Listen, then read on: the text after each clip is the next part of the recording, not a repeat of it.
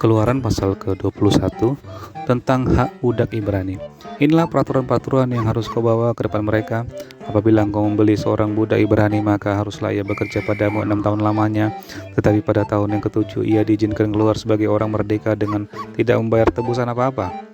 Jika ia datang seorang diri saja, maka keluar pun ia seorang diri. Jika ia mempunyai istri, maka istrinya itu diizinkan keluar bersama-sama dengan dia. Jika tuannya memberikan kepada seorang istri dan perempuan itu melahirkan anak-anak lelaki dan atau perempuan, maka perempuan itu dengan anak-anaknya tetap menjadi kepunyaan tuannya, dan budak laki-laki itu harus keluar seorang diri.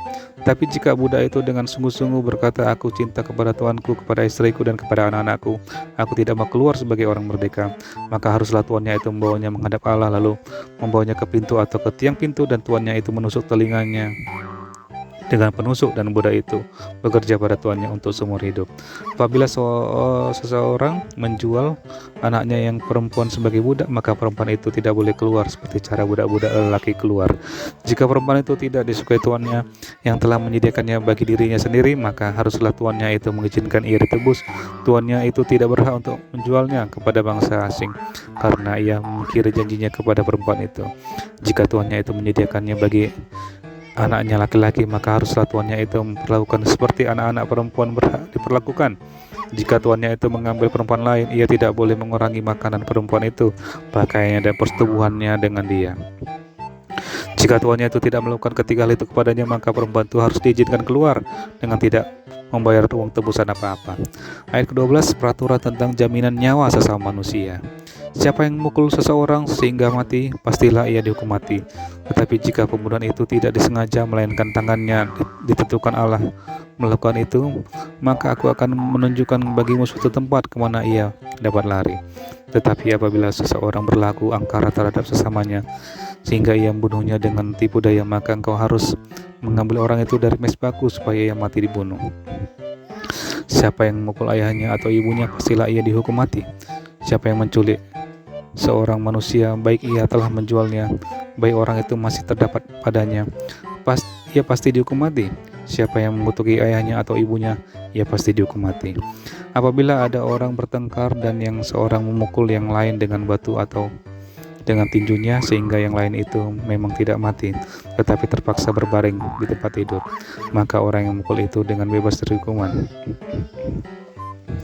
Jika yang lain itu dapat bangkit lagi dan dapat berjalan di luar dengan memakai tongkat, hanya ia harus membayar kerugian orang yang lain itu karena terpaksa menganggur dan menanggung pengobatannya sampai sembuh.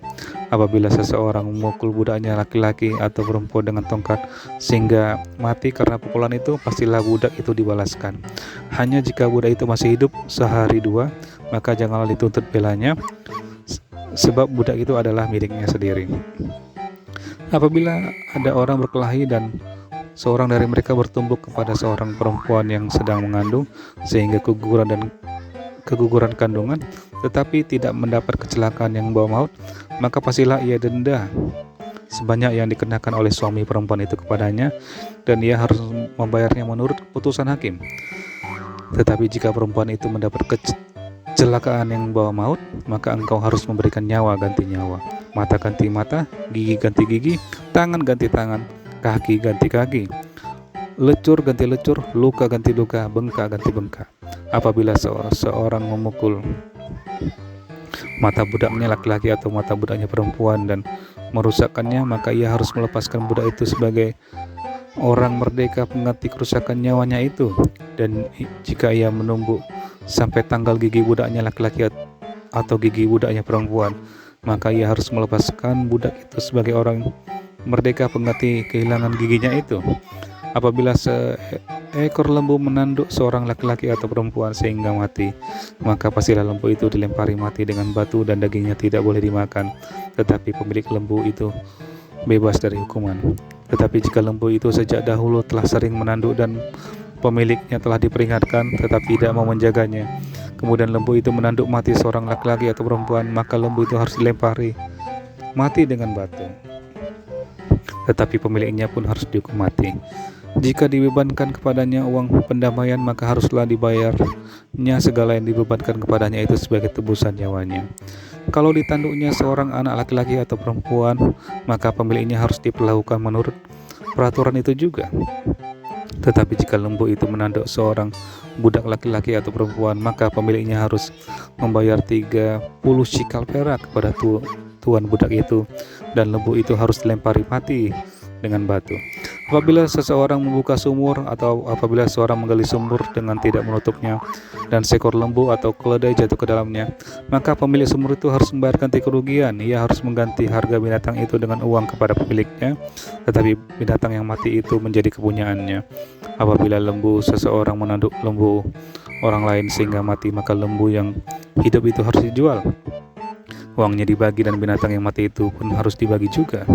Tetapi jikalau lembu itu terkenal telah sering menanduk sejak dahulu dan walaupun demikian pemiliknya tidak mau menjaganya, maka ia harus membayar ganti kerugian sepenuhnya, lembu ganti lembu, tetapi binatang yang mati itu menjadi kepunyaannya. Keluaran pasal yang ke-22. Peraturan tentang jaminan harta sesama manusia.